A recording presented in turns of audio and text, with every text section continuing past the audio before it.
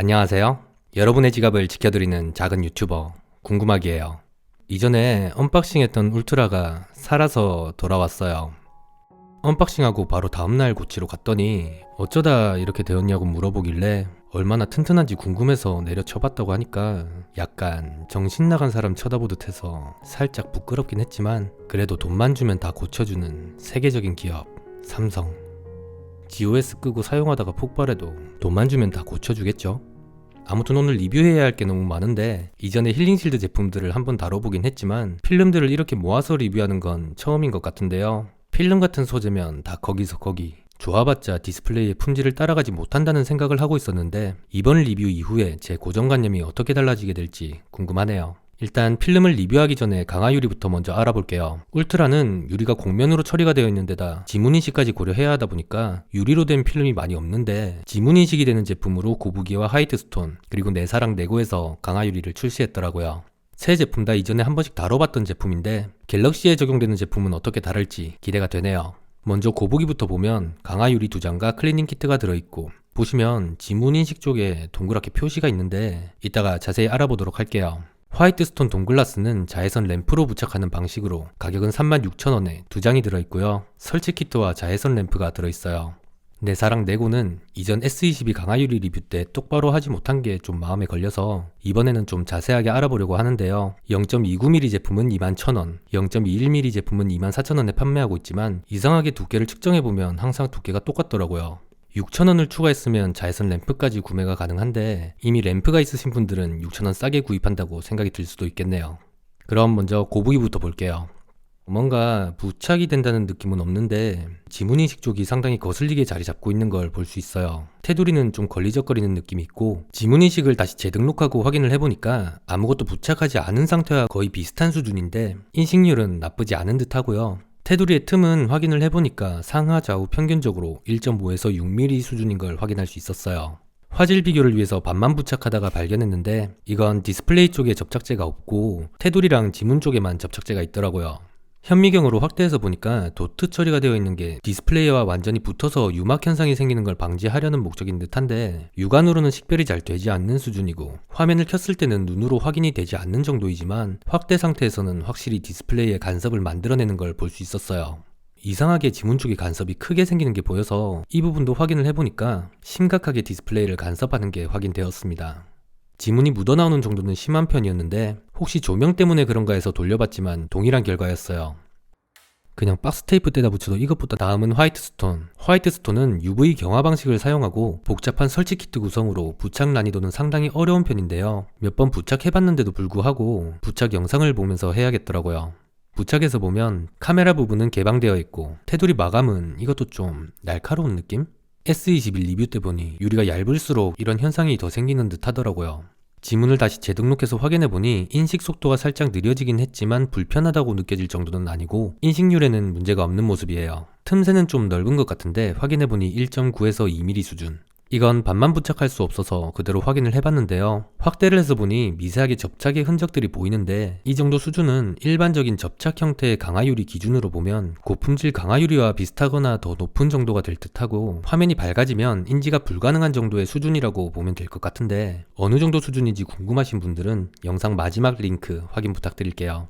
지문이 묻어나오는 정도는 디스플레이와 거의 비슷한 정도로 코팅이 잘 되어 있는 모습이고요. 터치감이나 S펜 인식도 이질감이 들거나 하는 느낌은 없었어요. 다음은 내사랑 내고. 내고는 화이트스톤과 같은 UV 점착 방식을 사용하고 있지만 따로 설치 키트나 흘러나오는 점착액 방지 대책 같은 건 신경도 안 쓰는 펀하고 쿨하며 섹시한 모습을 보여주는데요. 다행히도 화이트스톤에 설치 키트가 있으니까 이걸 활용하면 되겠어요. 방금 전에 부착해봤으니까 이번에는 안 보고 할 수 있겠죠?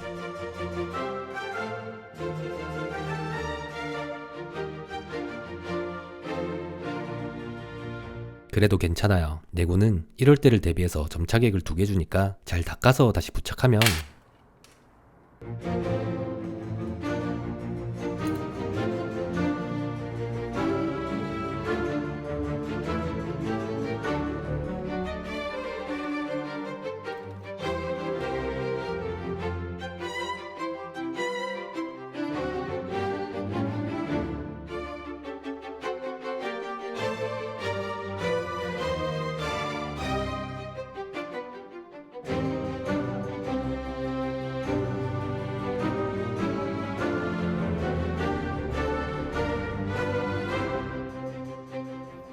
스크래치 테스트는 칼로 긁어보는 소리로 비교가 가능한데 먼저 한번 들어보면서 비교해 볼게요.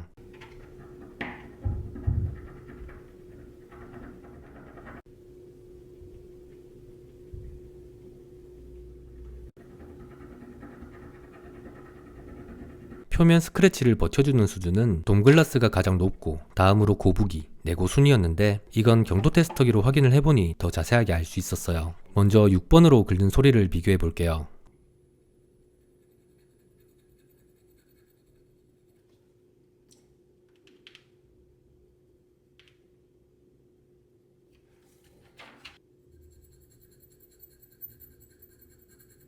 소리를 들어보면 돔글라스는 강하게 잡아주는 모습, 다음으로 고부기와 내고 순이었는데요. 경도 8번에서 확인을 해봤는데 고부기와 화이트스톤은 깨지는 반면에 내고는 8번에서 깨지지가 않더라고요.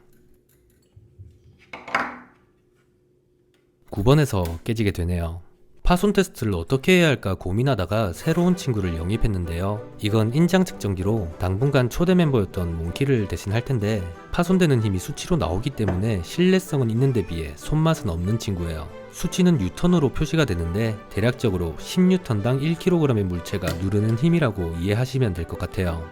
먼저 사전 테스트를 진행했는데 파손의 균열 부분만 잘 피해서 테스트하면 결과에 영향을 미치지 않는다는 걸 확인했고요.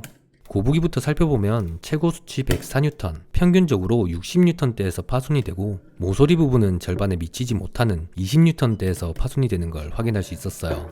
화이트스톤은 최고 153.5뉴턴, 최저 수치 93으로 평균 120에서 140뉴턴대를 유지하는 모습, 모서리는 30에서 40뉴턴에서 파손되는 걸 볼 수 있었고 내고는 119.4, 평균적으로 110대를 유지, 모서리는 30에서 40뉴턴대를 유지하는 걸로 봐서 우리 내고는 테스트 결과로만 보면 유리 자체 퀄리티는 나쁘지 않은 것 같은데 도대체 그 좋은 유리로 무엇을 만들어내고 있는 걸까요? 두께는 고부기가 0.32, 필름을 제거한 두께가 0.25, 화이트스톤은 점착액이 부착된 제품이 0.42, 필름까지 제거된 실제 유리 두께가 0.22mm, 내고는 0.56mm에 0.25mm입니다. 그럼 필름을 한번 살펴볼게요. 필름은 크게 하드 필름과 소프트 필름으로 나누어져 있는데 대표적으로 하드 필름이 페트 필름, 소프트 필름은 TPU 필름을 사용하고 있는데 터치감으로 따져보자면 하드 필름이 단단하기 때문에 필름 중에서 디스플레이와 터치감을 가장 유사하게 구현할 수 있고 소프트 필름은 흐물거리는 소재라는 점 때문에 곡면 커버가 쉽게 된다는 것 빼고는 다 단점이라고 보면 되기 때문에 하드한 소재의 필름과 소프트 필름을 찾아서 비교하는 영상을 만들고 싶었는데 이게 다 소프트 필름이라서 하드 코팅 처리가 된 다이아 큐브를 기대하고 있어요.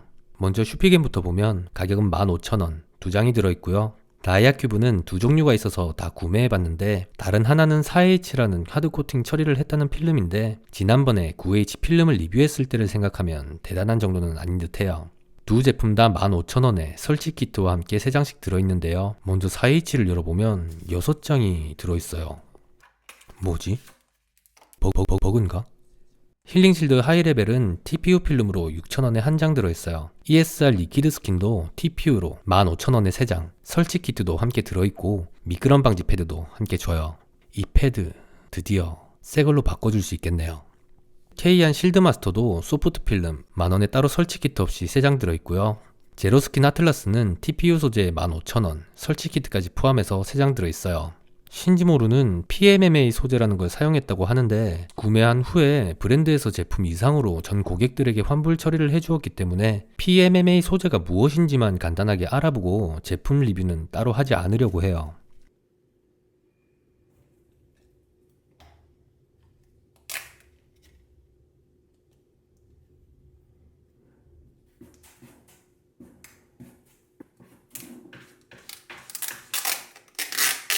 왜 환불 조치를 했는지 알 것 같네요. 정리하다가 왜 다이아큐브 4H 제품에서 6장이 들어왔나 확인해보니까 엣지 들뜸 현상이 생기면 EPU 제품을 사용하라고 두 종류를 보내줬더라고요.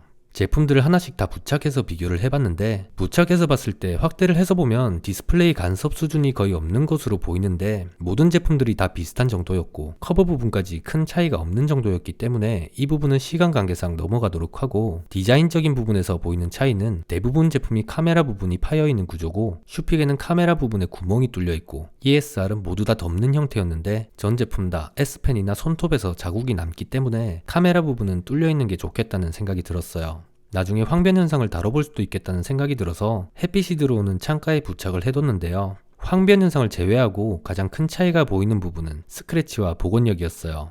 먼저 스크래치는 칼로 긁어봤을 때 모두 다 동일한 수준으로 생기는 걸 볼 수 있었는데 슈피겐만 어느 정도 잡아주더라고요.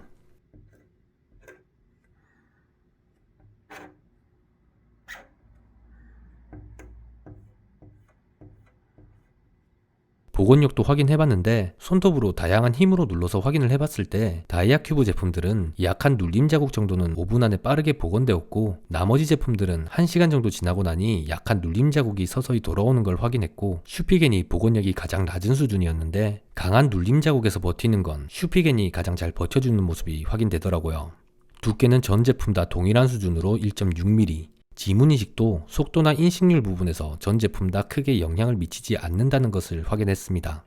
지문이 묻어나오는 것도 다 큰 차이 없이 디스플레이보다는 살짝 떨어지는데 체감될 만한 수준은 아니었다는 점 알고 계시면 좋을 것 같고요. 이러한 소프트 필름들은 자국이 남는 걸로 인해서 디스플레이의 품질이 떨어지게 된다는 것도 알고 계시면 좋을 것 같아요. 여기서 더 깊게 알아보기 위해서 이러한 소프트 필름이 강화유리가 깨지는 것을 막아주는지에 대해서 도움을 줄까 생각이 들어서 한번 확인을 해봤는데요. 유리의 파손은 부딪히는 표면의 강화의 정도마다 다르기 때문에 한 장만 가지고 테스트할 수 없어서 통계를 낼 필요가 있겠더라고요. 먼저 필름을 부착하지 않은 상태에서 강화유리 10장을 이용해서 통계를 냈을 때 최고 수치 135.6, 최저 수치 66.3N, 평균 103.2N의 수치를 보였고 동일한 강화유리 위에 똑같은 필름 10조각을 내어서 중앙에 부착하고 측정을 해보니 최고 132.4N, 최저 67.1N으로 평균 95N, 최고 수치와 최저 수치의 차이점은 없고 평균치는 10%가량 낮아졌는데 이 수치 외적으로 필름을 부착했을 때 누르는 힘이 더 들어간다는 느낌이어서 어느 정도 완충에 대한 효과는 있겠다는 느낌은 들었지만 수치로 표현할 수가 없는 부분이고 그렇게 큰 의미가 있는 부분도 아니라는 생각이 들더라고요. 지금까지 리뷰하면서 느꼈던 보호에 대한 실질적인 효과는 보호 필름은 스크래치에서 찢어지면서 보호, 강화유리는 스크래치와 찍힘에서 깨지는 모습으로 보호된다는 걸 추측할 수 있었는데 앞으로 리뷰하면서 더 자세히 알아볼 필요가 있겠다는 생각이 들었습니다. 오늘의 결론, 곡면까지 부착되는 강화유리는 UV 점착 방식인 화이트 스톤의 돔글라스가 유일하지만 고려해야 할 점이 많다는 걸 인지하고 구매할 것을 추천. 슈피겐은 작은 자국에는 낮은 복원력을 보이지만 강한 눌림 자국이나 스크래치의 강한 모습을 보이고 다이아 큐브 제품들은 복원력이 타 제품들에 비해서 높은 편, 나머지 제품들은 다 비슷하기 때문에 원하시는 제품 사용하시면 될 것 같아요.